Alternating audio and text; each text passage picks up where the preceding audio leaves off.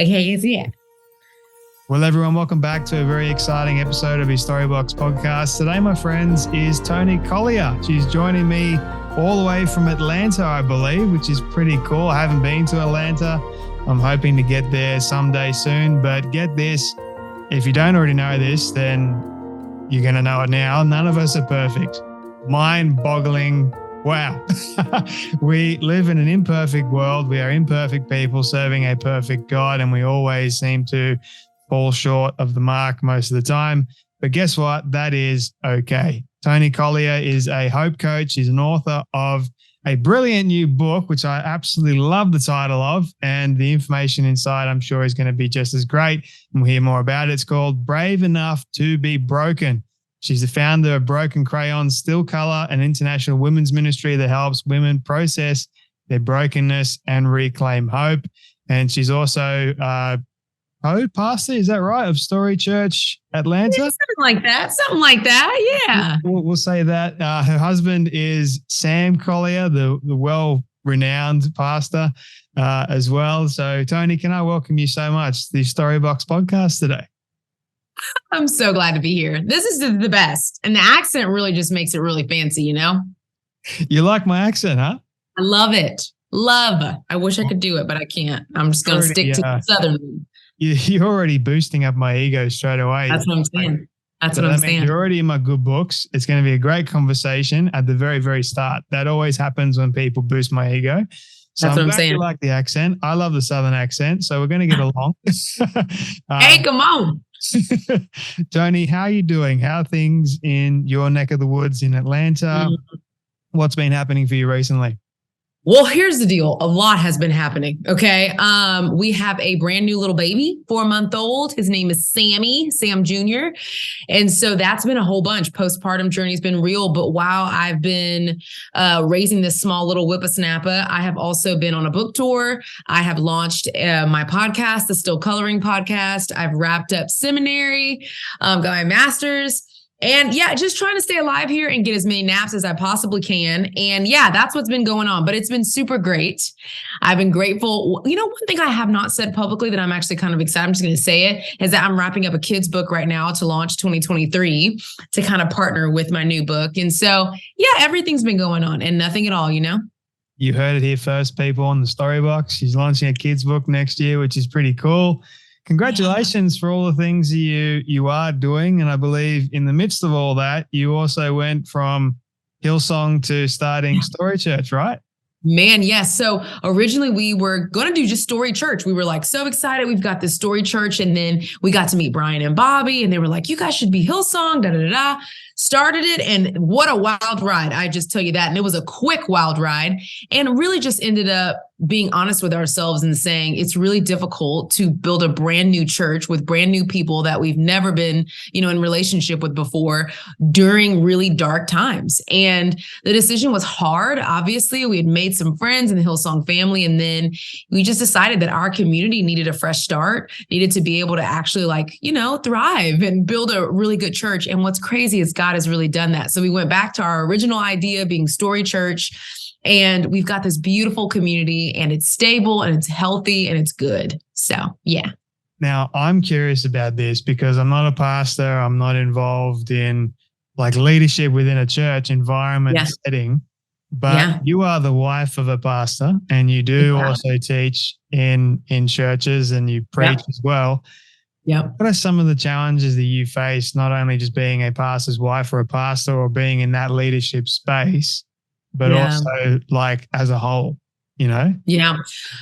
Well, so many things, you know, over here in America, especially in the South, it's hard for people to receive from a woman in a pastoral space, you know, but I really do believe that the church needs to be mothered just as much as it needs to be fathered. And so that's one of the challenges is getting people to understand that the voice of a woman is just as valuable as the voice of a man and to ride that tension and to not try to shine a light on just women, but to hold the tension of both men and women. I also think family dynamic is hard. You know, I'm a mom of two. I have an 8-year-old strong-willed blessing. Okay. She's a little wild. She's a little wild. And then we've got this new little baby. And so balancing, what does it look like to actually break up with balance and then marry priorities is to figure out what times do I have for my family that I can be all in for my family? And then what times do I have to do ministry and I get to represent God? And so that's super hard. I also think what I talk about is hard too. I talk about health and healing and mental wellness and all the things and counseling. And people are like, what? Like, how can you have faith and also have feelings? And I'm like, yeah, surprise, both is needed, you know? And so those are just some of the things that I face, you know? The intersection between, I guess, trying to help someone overcome their trauma or their healing and going on that journey, as well as using Christ within that. Have you found that challenging at all? What's interesting is it is more challenging to talk about it publicly than it is to talk about it privately. So publicly, there are a lot of people that have a lot of opinions on it. Well, can you really have faith? Does actually like believing and understanding that you have anxiety and depression and all these other things in your story, does it discount your faith? All those are like public conversations. But in private, people are like, I really do need God as my source, but I also need resources. Yeah. And unfortunately, that's how it goes. And what happens is people are so afraid to talk about their mental health or their mental illness because publicly it's such like a taboo type thing. But I think the more we get out of hiding, the more our world will change. And we've already seen it change. People have started to bring mental health professionals in the church. And I think it's going to just grow and grow and grow because I believe that God wants holy people, but also whole people too. And we all know that person that knows the Bible back and front and they just mean because they're not whole. So it's needed. Really good. Yeah. I remember I grew up in conservative environment. And when I was growing up, mental health wasn't really mentioned at all. And there's this really negative stigma around when you're in the church, you can't really have depression or anxiety because that's not godly at all. But people suffer. People go through those periods of brokenness, you could call it, or feeling like they are broken, right? And it's like we've got to come alongside them and help them. Like there's a part of it that is a spiritual aspect. We need God. But then we also need these other healing tools and healing mechanisms. Yep. Well, what I think is amazing about that is, you know, we start to compare like our bodies and the way that we're healthy in all these different ways. And I think it sheds a light on mental wellness because on one end, we're like, forever and ever, I want to make sure that I eat well. So I'm going to get a nutritionist. Forever and ever, I want to make sure that I stay in the gym and I work out so that I can have at least one good ab. You know, we do all these other things and we commit to them forever and ever because we need them for the rest of our lives. But with mental health, we either commit to them temporarily by saying, okay, I'm just going to go and I'm going to get healed and it's going to be all good. Like I'm going to be fine. It's like, no, we live in a fallen, broken world. You're probably going to experience brokenness again. And also you've probably been through so much trauma. You need to kind of continue to heal over and over again. But then also we start to understand that hiding is really the kryptonite to healing. And when we start to embrace the fact that we are broken, embrace the fact that we've got pain in our stories, it makes us stronger. It helps us build grit to be able to sustain in the future. So maybe, you can have a little bit less counseling because you've done your work, you know? I say make your mental health loud and don't suffer in silence because that's the last. Let's go. Yeah, that's the last thing that we don't want. Right. Because a lot of people do suffer in silence because they're afraid of what other people might think of them. And it's fear-based, right? It stops them from actually getting help. What is this person going to think of me if I share my deepest, darkest secrets revolving around what I'm thinking about or what's going on in my life? But I say, if you really do care, if we're in a church environment, then we should be encouraging people to make their mental health loud. Despite it, because we're all, as you say, we're all imperfect people, right? We all have those, and we live in a fallen world. So there's going to be those issues that come up for people, even Christian people. That is the reality of sin, and we all struggle. But if we don't come alongside that person in the right way, then how are we going to help them heal? Come on, that's so good. Well, what happens is that we become the toxic people that we need saving from because we don't want to go do our work. And we just perpetuate cycles of abuse, cycles of trauma, cycles of pain. I mean, the hardest thing I think I've ever had to heal from is the reality that I had been through so much abuse that I had started to pick up abuse tendencies, that I had started to become the person that I was, I needed saving from. And our toxicity leaks, right? So like it doesn't stay isolated. If we're unhealthy, daughters, we're unhealthy wives and moms and husbands and parents. And so we've got to be careful that we don't leak from the overflow of our unhealth. And we can only do that by doing our work. And then of course, by creating safe environments for people to do their work too. I love when you also mentioned that when you do share, it makes you feel comfortable. And it only amplifies your story that much more. And that's something that I love. And that's something that I talk about too, because everyone has a story and a lot of people don't want to share their story, but every story matters. Doesn't matter what you've been through. Yes. Right. So I think that, and like you talk about, and this is just me spitballing from the title here, you got to be brave to share that stuff. It takes a lot of courage and a lot of bravery too. But when you do, and when you do decide to do the work, sure, there is a little bit of pain that goes along with that. But when you get to the end of it, there's that release, there's that healing, there's that feeling of fulfillment, and there is peace ultimately. Do you agree with that? I just agree with that. I mean, come on, guys. It doesn't take a lot of courage to be perfect, right? Like it doesn't, I mean, I could show up and show all my accolades and look at what I've done and look at all my followers, It doesn't take any courage to do that. I just as a matter of fact, I'm feeling pretty freaking great to share about all the things that I've done. What takes bravery is to say, I'm dealing with this addiction. I've got this dark thing in my past. My marriage is absolutely broken. My finances are looking crazy. It's creating in me anxiety. Like that's what takes the real bravery. And you're right. On the other side of our bravery, first of all, it's intimacy and connection with people. People connect with people in their brokenness. How much more does it mean? I mean, Brene Brown says this, we are imperfect, we're wired for struggle, but we're still worthy of love and belonging. The truth is, how much more does it mean to be worthy of love and belonging when everybody knows all your stuff? When like your friends, your safe people knows like, okay, yeah, you're struggling with this, but I still love you. I got you. It's easy to love perfect people. Let's be honest. We all got like a Susan in our lives. I call her Susan because she's bopping around, bringing charcuterie to the parties.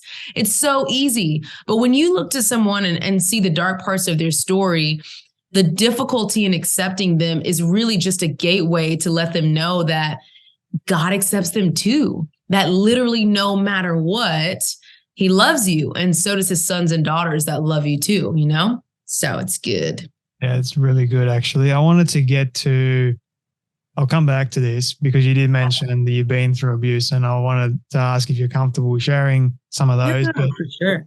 You mentioned something interesting, like when you do share to people, most people would be worried about, especially in the church, sharing all the dirty laundry and then gossip coming up. How do we handle that kind of conversation? Well, I'm going to just be honest. I do not care. Okay. I don't care because here's the deal. Gossip is just an overflow of insecurity. Spreading discourse, gossiping about people, rumors, all the things, it really is just an overflow of insecurity because there's nothing else important to talk about. Yep. I believe that there's power in us being honest about our stuff. I mean, even as we see in the Bible, there's power in the fact that we see these broken stories. We see, guys cutting ears off, and we see a woman committing adultery. Like Jesus let us see that in John chapter 8, verse 1-11, this woman who committed adultery, and she was brought to trial in the temple courts, and she was probably half naked because she just had sex with somebody, man. All these things. And then Jesus literally looks her in the eye and says, neither do I condemn you. Go and leave your life of sin. We need to see that stuff so that through the brokenness, we can see the power of God. We can also see the character of God. We can see how kind Jesus is in our brokenness. So gossip about me all you want. Take as much earthly influence as you want from me. I'm looking for heavenly reward. Take it all. Like, cancel me. Okay. And honestly, if I got canceled at this point because all my business is already out, it's because I did something new. Okay. It's because I did something crazy last night. You know what I'm saying? Because everybody knows all my stuff. They know I've been through with drugs and addiction. They know I've stood on stages and pretended to be this perfect minister. And I was going home to doors ripped off the hinges and holes punched in the walls from my first marriage. They know I've been divorced. They know all this stuff already. So, and you know what it does? It makes me more valuable because I have the authority to talk about this stuff because I've done it wrong. Not because I'm smart, not because I can write something or speak well, but because I've done it wrong. I can say, hey, don't do that. This is not the way. This is the way. So, well, how many whatever. People, yeah, I love that. How many people do you actually know that have done it the right way? And how many times, like, can you actually relate to that person that has supposedly done it the right way? Good. You know, like it's just like, okay, you really haven't been through anything. And it's not to like be in the pain comparison trap. Like, oh, my pain's not as much as this person's pain they haven't been through. But the truth is, I want to learn from the people who have been through stuff. Hope rises from the dirt. Okay. The healing journey is about getting your hands dirty. It's about embracing pain and standing in valleys to get to mountains. So yeah, absolutely. I'd be like, yep, I want to find the experts. Yeah, me too, because then I can learn more from them. Yeah, and what not to do. Okay. Yeah. You don't have to go down this path. It doesn't mean that your life is going to be sunshine and rainbows, but it means that you can make the choice. If I had the choice growing up to not go through the things that I chose to go through, if I had a chance, then I would choose not to do it. But 100%. But in saying that, God allowed it to all unfold that way so that I could be refined, so that I could be the person that I am today. And I no longer regret it. Oh, yeah. Like if I could go back, I would, but I no longer regret at all because I wouldn't be the person that I am today if I didn't go through that. If that makes sense. 100%. And I think people need to hear this too. Like, it's okay that maybe for those of you listening, God hasn't used the painful part of your story. It's okay. Like, that's okay too. It's okay to say, well, at least I just made it through. You know, at least I'm on the other side of it. Maybe God hasn't used that part of your story, and that's okay. But for those of you that have been through something or are going through something right now, just know that if you're ready, when you get on the other side to hope, it is such an incredibly powerful tool for other people to get through the valleys themselves. It really is. When you're in those dark places in your own life, are you comfortable with sharing some of them within this response? Did you at all see hope there? Oh, man. What's interesting is I did a lot of numbing when I was in my dark season. So a lot of numbing, a lot of idols. At first it was drugs and alcohol. Then it was boys all over the place, partying, twerking, all the things. And then honestly, it was work. It was ministry. And a lot of people don't like to admit that, right? That, you know, you can numb with idols that are really bad and toxic, but you can also numb with idols that are really good, were made for goodness. I was in ministry. I was working like crazy. I was in a really toxic church, and I was using it to numb so that I didn't have to face the realities of a broken, fallen marriage and poverty and drugs and all the other things. And so there was no need for hope, and their hope wasn't present because I was numbing so I wouldn't feel the pain. I was playing pretend. Well, when I allowed myself to feel the pain, I needed hope then. And so I looked for it because, again, hope rises from the dirt, but you got to be willing to get your hands dirty. And I think that the best thing that I could do to bring hope into my life was to allow myself to experience the pain. And then I was like, it's got to get better. It's got to get better than this, you know? Yeah, you got to feel your way through the pain to get to the other side. Yeah. 100%. 100%. When you were going through that period of your life, because I guess there's this whole adage of being a Christian, you don't get divorced. Yeah. Did you feel like how were you feeling when you're in that relationship in terms of getting out? Did you want to get out? All that stuff.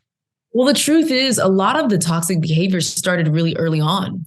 And I think at first, because I wasn't on a healing journey, because I wasn't even trying to pursue goodness in my life, I really didn't feel worthy to not be yelled at, to, be with a man who actually just was kind and loving. That's because of my past. Like, I grew up with a verbally abusive father. I took all of those things from my childhood and just kind of face planted them right into my adulthood, married a man just like my father. And it wasn't until I had a daughter and I found a reason to heal outside of myself, because again, I wasn't confident enough. I was like, well, I'm not worthy of good things. Like, when you grow up with someone yelling at you, you think it's all normal and it's okay and that's what you deserve. But when I had a daughter and I brought a kid into the picture, she gave me the confidence to get out of the marriage, to get to a safe place, to rebuild my life. And it was at that moment that I was like, okay, I needed to go through with this. This needs to happen for my daughter. And when I got out and started to experience health and peace, it was like, oh my goodness, like I want more of this. And that's, in the book, I say this, it's very difficult to heal in the place and with the people that broke you in the first place. Because you're just in a cycle. When you get out and you start to experience goodness, you want more of it. It's almost like going to the gym, right? And you're getting kind of cute. And then you're like, dang, I need to eat a little healthier so I can sustain it. Your habits start to change as an overflow of the one big decision you made to get healthy. So, yeah. And was the healthy person Sam? Oh, man. So first it was my friends. So I started letting my friends into, I'm like, okay, I've been lying about my marriage. Everything is not okay, et cetera, et cetera. And they're like, what? And they started pouring into me. Then I went to a church planning meeting and Sam was there and he was like, who is this girl? And everyone was like, whoa, you don't want to mess with that one. She's been through a divorce. She's got a daughter, she's damaged goods. And he's like, invites me on a date. And for the first time, really just heard someone say, God's not done with your story. Because at that time, I'd also transitioned out of a really toxic church. I had the church hurt thing popping. I was like, I'm done with the church. Then I started creeping back in. And for the first time, I had someone tell me hey, I really do believe that God still wants to use you. And I'm like, no, I'm damaged goods. And then I discovered that God does his best work in the broken places. And voila, he's like, come on, come and be crazy still, but I want to use you. And I want to use your story. That's what he does, right? I realized that when I was going through a difficult time in 2019 at the very end. It's God's not done with me. And he's got so much more planned for my life. And no matter how much I stuff up, I always say, God, what are you trying to teach me here? Where are you trying to lead me? It's like, what are you trying to show me? I know my story's not done yet, but please give me some answers. It'd be really great if you can shoot me an email tomorrow. That'd be great. Yeah, give me a little bit of insight, right? Little peek. Just a little peek, brother, okay? Just a small amount. That would be fantastic. But I wanted to ask you about you and Sam, because the whole going through a divorce and then meeting Sam, getting married and all that sort of stuff. What do you now love the most about Sam?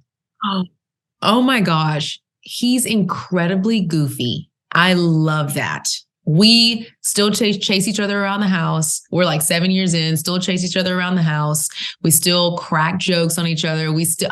All the playful things. He has been through so much. Sam has been through, he's adopted. He met his biological family at 25, and that was real weird. Okay. He's been through so much, but it's he just has this unwavering joy. And it makes for a really beautiful companion for someone like me who's been through a lot, who's seen a lot of darkness. Darkness has entered my story since I was just a little girl at 8, at 6 and 7. And so to have someone who's so full of life and joy and optimism and can always laugh even when it's hard makes me understand that I can too, that, hurt and hope can coexist. That joy and pain can stand side by side, that we can be going through the hardest of moments and still find a little glimpse of light somewhere. So that's what I love so much about him. What do you love the most about yourself and your story? I I love that oh man, that may make me cry a little bit there. Oh my gosh. Okay. I think it's my ability to find hope again and to still be like wild and crazy and fun. Because I mean, you're talking about someone who's, been sexually manipulated by family members, sexually manipulated by an older man, lost my virginity at 13, started drinking and popping X and drugs and stuff to numb all the pain, left my parents' house at 16, went off to college. Some nights I remember, some nights I don't, slept with all kinds of men, partied, went through an eating disorder, like all this trauma and darkness. And I had gotten really bitter and really upset, and I just wasn't myself. Like all my friends used to call me like a Teletubby. I don't know if y'all know about the Teletubbies in Australia. Okay. Yeah, we do. Unfortunately for all of us, scarred our childhood anyways. But I lost that. And I just am really glad that I was resilient enough, not only to heal, not only to be brave, to do the hard work, but to be able to smile and laugh and find joy again. Like, I'm like, go girl, look at you go. We're still laughing, girl. Yep. So yeah. Where do you think that bravery came from? I think that I've always had grit. I think I've always been a fighter because I've had to be, right? Like when you grow up at 8 years old, my mom got really sick. I had to take care of her. So I became a caregiver for her, changing diapers and helping her walk again and medicines and doctor's appointments. I've always had grit. It was just mischanneled. It went into either protecting or saving someone, or it went into, me doing drugs and going hard at that, like being really, aggressive in that way. When I channeled that grit to healing, it's just amazing because, I went to counseling for like 2 years every single week. Some people would be like, "Ooh, I need a little bit of break. That was really hard work." It was extremely painful, but the grit that I built over my life had prepared me for this. And so I just rechanneled it to healing. And I'm like, let's go, baby. We're going to cry today. There's going to be snot dripping down. Let's go. And so, yeah. Let it all out. Let it all out. We're going to crush it. What are your thoughts on the power of forgiveness? Oh, man. The truth is forgiveness is a stronghold that quite literally holds you back from healing. And it's not only forgiveness for people, but it's forgiveness for yourself too. Yeah. There were nights that I remember I was just like, why were you so dumb? Why were you so dumb, Toni? Why did you marry that guy? Why did you have a kid? Why did you have a kid with that guy? That's so crazy. Why were you so dumb then? And I had to forgive myself because the Toni then didn't know what she knows now. I always say this, I process forgiveness through a lens and I say, is this person wicked or is this person weak? And oftentimes people are just weak. When I forgave my dad for all the verbal abuse, it was that he was weak. It is that his dad was that way. And then he passed it down. And me and my dad, our relationship has mended and been redeemed in such a beautiful way. And it started with my healing journey. It started with me starting to identify who was wicked and who was weak in my life. And we know this, like us little Christian people, we know God forgave us, so we're supposed to forgive, blah, blah, blah. But even more than that, like forgiveness is a barrier to your own healing and peace. And you just don't want to harbor that stuff, man. Yeah. And it's hard.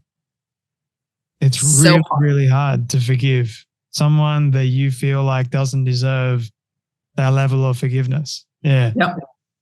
And you don't have to reconcile. Like forgiveness doesn't equate to, forgetting, and it doesn't equate to reconciliation either. Reconciliation is a whole different ball game, honey. Some people are not worthy, of your reconciliation. You can forgive with boundaries. You can forgive with boundaries and just keep it moving. Okay.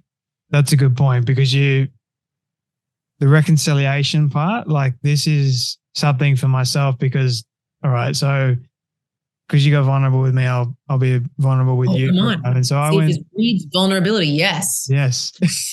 So I was sexually abused when I was 6 years old by another dude. And so we went through something as myself, let's just say that recently.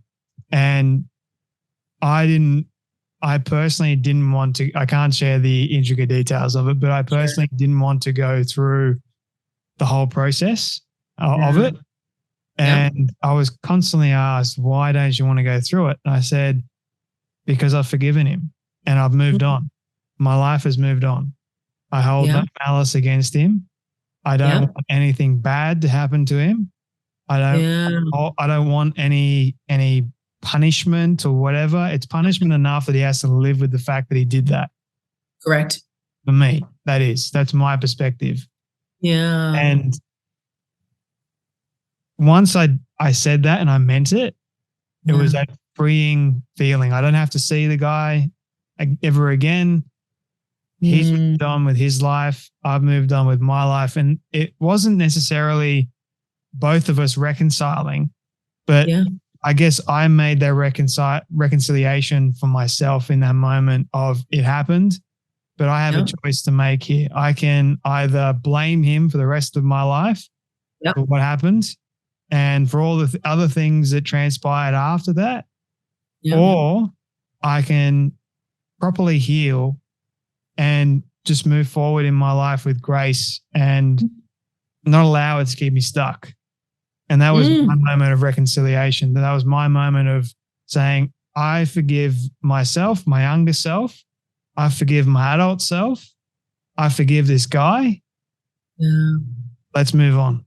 Let's. Jay, and first of all, thank you so much. It took a lot of work, right? Like it wasn't this overnight thing, but it was this slow couple of months, every single day, and God just made himself known. Whole thing. Yeah. Well, thank you so much for sharing that. When you said that you can move forward and live your life with grace, like, I just feel like that's going to bless and help so many people, because the truth is, harboring unforgiveness, it captures us. It holds us captive. It hinders the healing process. And I love that you were brave enough to put some boundaries up in place. Like, no, I don't need to meet or go through this whole reconciliation process and all those things. Like, that's what I mean by boundaries, like boundaries that are strong enough to keep the bad stuff out, but permeable enough to let the good stuff in. And the good stuff is, I have forgiven, I've reconciled this trauma that I had to experience, that I went through. And now I get to live a more whole and full life. And the people I'm in relationship with get the benefits of now this new version of me who's healed and whole and on this beautiful journey. And I just think that's amazing. Yeah. Well, thank you for allowing me to share it, by the way. Yeah, I am grateful that you shared some of the things that you went through, because I know that is going to equally help a lot of people that are listening to this or watching it. I know our time is almost up. I apologize if I've gone over, but you're doing great. Final questions for you, if that's all right. Your book, Brave Enough to Be Broken. How did you come up with the title? Oh my gosh. So what's interesting is, and my husband reminds me of this all the time, is that I preached Brave Enough to Be Broken for years before there was even a book. And I vehemently was like, I'll never write a book. I'm never going to write a book. I don't know what you're talking about. My husband's like, you're going to write a book? I'm not going to write a book. Freaking wrote a book. Okay. And I know, I was like, man, this sucks. And what's interesting is as soon as I signed a little book deal, I was like, I know what it's supposed to be called, because I have been preaching this message for so long, because I've been living this message for so long. Year after year after year after year of my healing journey, I have had to choose, not just one time, but continue to choose to be brave enough to be broken, to be brave enough to share the hard stuff, to let parts of my story that I have actually healed and I have hope in come out into the world. That is what I practice. And I'm still practicing it today. This isn't just like this, oh, I've arrived type thing. It is this marathon. It is this hard journey of healing that I think we'll forever be on until completion with Jesus. And I love it. And the truth is, like, some people won't pick it up because they don't want to be broken. Some people will hate the subtitle because it's literally how to embrace pain and find, hope and healing. Like, they're going to hate it. They're going to be like, oh God, I don't want to pick up a book about pain. But for the brave people that do, it'll change their life forever, because it's not like my story. This book isn't the Toni show. It's about healing the reader's story. It's a guide, a practical biblical roadmap to healing and wholeness. And I think it's going to be amazing for anybody who reads it. Yeah, you're right. I mean, I sort of faced that with the subtitle of my book. like how to overcome and lead after being knocked down. It's like, I don't want to. I'm being here right now. It's comfortable here. Yeah. Misery loves comfort, that sort of thing. And it's a hard choice to make, like the healing process, because you're gonna have to face a lot of hard truths. But when you do, like we've been saying, when you are brave and you do get to the other side, it's beautiful. It really is. You're a living testament of that. And I'm a living testament of that. I'm sure people have been through the healing process. Equally as a testament to that too. I've got to ask you. Yeah. I've gone very much off like kilter, like just having a conversation with you. But one of the things that I read from the press kit that I got, which I never used, by the way, but it fascinated me. Gratitude, why it's like a protein shake. Can you please explain that for me? Yeah. I mean, here's the deal, family and friends, okay? Gratitude helps us, one, to remember what has already been done for us, like at period point blank. I mean, it allows us to experience the remembrance of what has happened that's good in our life in the midst of straight up and down darkness. In the moments where all hope felt lost, I just remembered the goodness of God. I remembered my daughter and how she was one of the most beautiful things that came from my first marriage. I remembered even the small moments that I was able to pour into another woman who had gone through a divorce. And I was still in the pain of it, but she's like, your strength inspires me.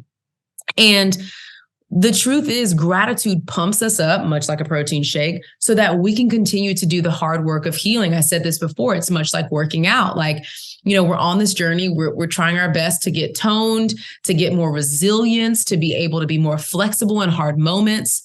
And gratitude is the protein shake to that, that building. It strengthens our muscles. It makes us be able to look back at our stories and say, yeah, everything that I've been through has been super hard, but there's something to look forward to. There's something in the reserve. I say it like this: we want to live a life on the offense, not the defense. We don't want to be depleted on the healing journey. We want to be built up, much like a protein shake does for us for working out. And protein actually helps us lose that weight, that baggage. The excess. Come on. The freaking baggage. I like that analogy. I'm going to have one after the podcast interview while we play. I'm about to go have a protein shake right now. I love that analogy. That is so cool. So where can people get a copy of your book, Toni? I know it's already out in the world, but where do you want them to go? They can go to ToniJCollier.com. It's ToniJCollier on all the things, website, books on there, Instagreasy, books on there. And anywhere books are sold is kind of like the tagline. Anywhere books are sold. I was, just realizing that for myself when I was, in the process of launching my book. But this is my final question for you, Toni. My all-time favorite question. I love asking all my guests at the very end. It's a hypothetical one, but I want you to imagine with me for a moment that you've been able to reach the age of 100. All your friends and your family have decided to put together a film for you of everything you've ever said and everything you've ever done. Don't ask me how in the world they got it all. We'll call it magic for the sake of argument. But they've been able to get it and show it to you on your 100th birthday. What do you want that film to say and to show about your life? Oh, she never gave up. She never gave up. Bloody knuckled, never gave up. I don't want people to see the glory. I want them to see the valleys.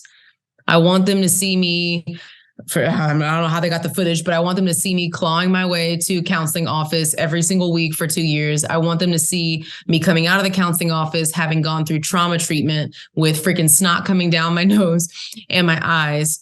And then I want them to see me stand on stages and come on podcast and tell the truth that healing is hard, it's painful, but it's the best decision I ever made in my life. I want them to see all the hard. And then maybe at the end, like me just like bopping around like in a little Teletubby outfit, It's like, I made it. I'm like, la la, dipsy, ho. And it's like, and then at the end, it like, I'm really getting into like the theatrics of this, but at the end, it's like, joy still stood. And that's it. There's my movie. I'm going to produce it. They don't need to do it. I got it all good to go. Perfect end-off message. You fixed it all up. You mentioned the Teletubbies, and then you fixed it all up at the very end. I love it. Toni, it's been a lot of fun. Thank you so much for your time, your wisdom, your advice, and for joining me today on the Storybox podcast. Yay. Thanks for having me, Jay.